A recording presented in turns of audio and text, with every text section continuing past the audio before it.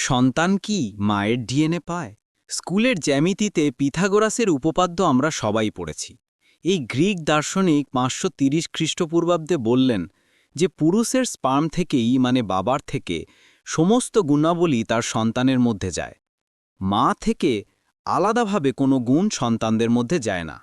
এটাকে বলে স্পার্মিজম থিওরি।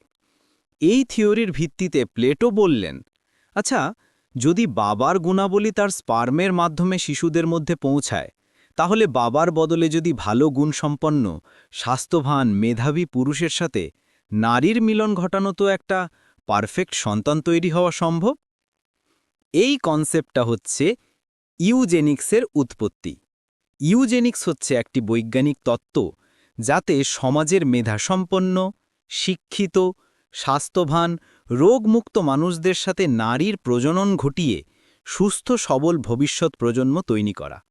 এর ফলে পুরো জাতির মধ্যে নানা রোগ, মানসিক সমস্যা, খারাপ বৈশিষ্ট্য ইত্যাদি দূর করা যাবে।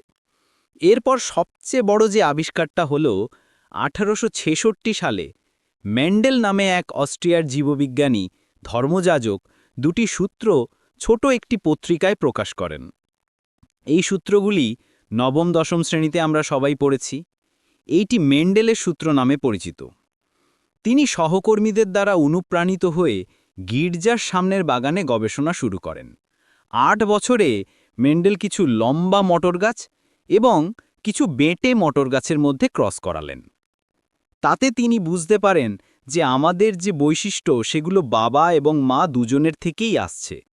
যদি শুধুমাত্র বাবার থেকে এসে থাকে, তাহলে তো সমস্ত জেনারেশন ছেলে হওয়ার কথা। এরপর ১৯৫০-এর দশকে গবেষণায় জানা গেল যে শরীরের মধ্যে থাকা ডিএনএটাই হচ্ছে আমাদের মূল স্ট্রাকচার। এই ডিএনএ যে লেয়ারে থাকে তাকে জিন বলা হয়। এবার এই যে জিন আবিষ্কার হয়ে গেল, এতে একটা নতুন দরজা খুলে গেল। এই জিনকে নিয়ে ভাঙাচোরা আরম্ভ হয়ে গেল।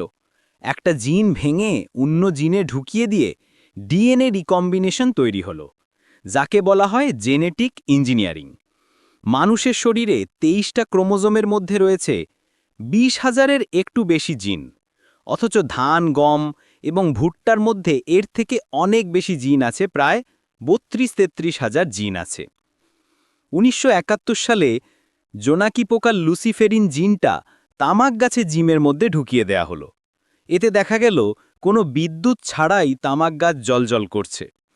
এর মানে কোনো একটা গুণকে অন্যখানে ট্রান্সফার করাও সম্ভব, এটা বোঝা গেল।